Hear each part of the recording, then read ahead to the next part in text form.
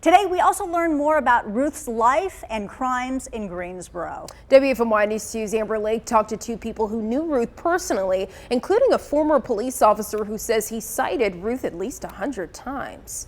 Retired Greensboro police officer Eric Rusecki had many run-ins with Ryan Routh back in the day. He says Routh was charged with some petty crimes in the late 90s. Then he upped his game when Rusecki says Routh started using drugs.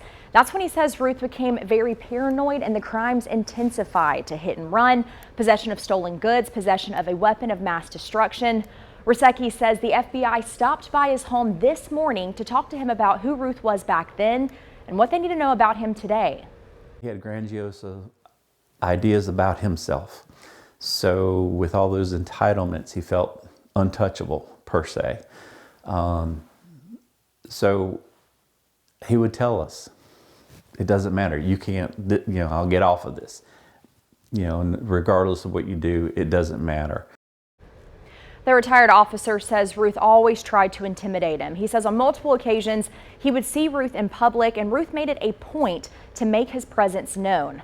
Rusecki says the FBI asked him today if he believes Routh was actually stalking him all those years ago, and he said he didn't know, but the coincidences are unsettling. The Justice Department says Ryan Routh was near Donald Trump's golf club and Mar-a-Lago residence on multiple days and times between August 18th and the day of the attempted assassination. Cell phone records show that Routh had traveled to West Palm Beach from Greensboro in mid-August. Before that, he was staying right here in this home in Greensboro. I spoke with a man who says he owns this home and let Routh stay weeks before this incident happened. He seemed very mellow, slightly slow, if I might say. He just really wasn't the fastest talker.